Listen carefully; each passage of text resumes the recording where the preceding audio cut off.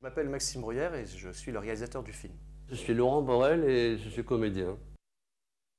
Le Carré Vert, ça raconte l'histoire d'Eugène, interprété par Laurent. C'est un paysan qui habite dans un village proche d'une grande ville. Et un jour, il y a un projet immobilier qui prévoit justement de faire la jonction entre la ville et le village. Eugène est pris de terreur et s'enfuit en fait de cette réalité qu'il ne veut pas vivre. Et s'ensuit un road movie à pied, le long d'une voie ferrée. Il sera confronté à des allégories de la modernité et de la tradition. C'est un parcours initiatique. Eugène est un vieux garçon qui a peur de tout. Voilà, qui est terrorisé par la nouveauté et par tout ce béton qui va lui arriver et qui se fait des films.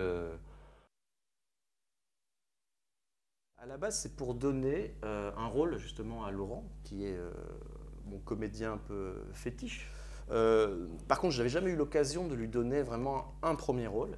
Et là, c'est vraiment son premier rôle. Ma consécration. Jusqu'à présent, j'ai tourné dans des films nationaux, voire internationaux, avec Besson, avec Canet, avec Lantimos, avec Scott Frank, avec Labelle. Mais chaque fois, c'était des passages, ou des silhouettes parlantes, ou des petits rôles, ou des petits rôles, ou des petits rôles. C'est un film un peu alternatif, avec des petits budgets, qui sort un peu des sujets habituels.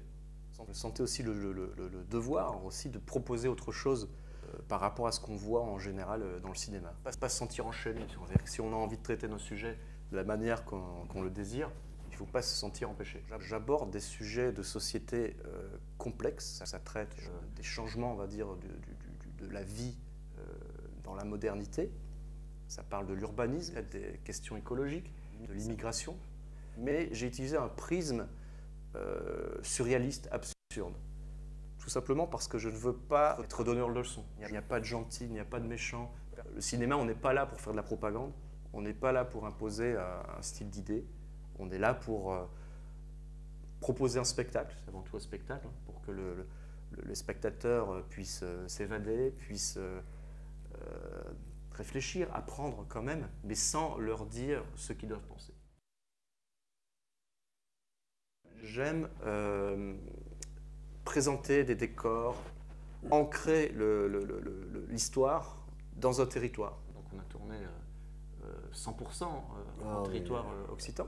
Là, c'est un film ambitieux, c'est un moyen-métrage. Ce n'est pas un court-métrage de 2 minutes, même ça peut être excellent. C'est juste la longueur implique des contraintes supplémentaires qui sont des contraintes de temps. Évidemment, pour faire un film de 45 minutes, c'est plus de jours de tournage qu'un film de 2 minutes. Et le temps, c'est de l'argent, avec un budget assez réduit. Minimaliste, oui. Minimaliste, à produire un film, j'espère, quand même un film d'aventure, ouais. Avec des décors. Il y a un aspect un peu western au niveau des plans, avec la voie ferrée, avec les montagnes autour, avec des plans larges, des panoramiques sur la campagne, et mon personnage qui marche. C'est un film de cinéma pour grand écran. Ah oui, je suis passionné depuis tout petit par l'univers de la voie ferrée. Je trouve ça fascinant.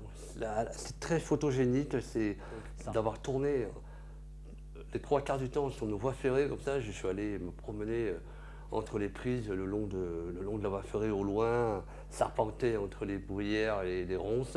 C'est à la fois plein de vie parce qu'on sent qu'il y a eu de la vie là, notamment à Fabrègues. La femme du chef de gare, je crois, qui vit toujours là, qui nous a reçus, merci madame, et qui nous a un petit peu raconté la vie de la gare dans les années 60 et 70, jusqu'à la fermeture en 80. Alors, le bâtiment existe toujours, par contre le quai qu'on voit dans le film a depuis été retiré. Donc ils ont créé une voie verte pour vélo. Voilà, c'est ça. Alors, on a tourné la semaine juste avant, et 2-3 jours après, hop, ils ont tout dégagé. Et on a tourné les derniers plans de l'ancienne gare de Fabrègues avec ses rails en l'état.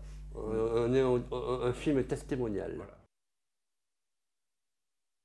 Donc là, on ironise un petit peu dans l'architecture. Pourquoi carré vert, justement, dans les formes aujourd'hui dans l'architecture. Et vert, écolo. Et vert, écologique. Voilà. Après, c'est un peu pour parodier, donc c'est pas vraiment dire du mal ou pas de l'architecture contemporaine.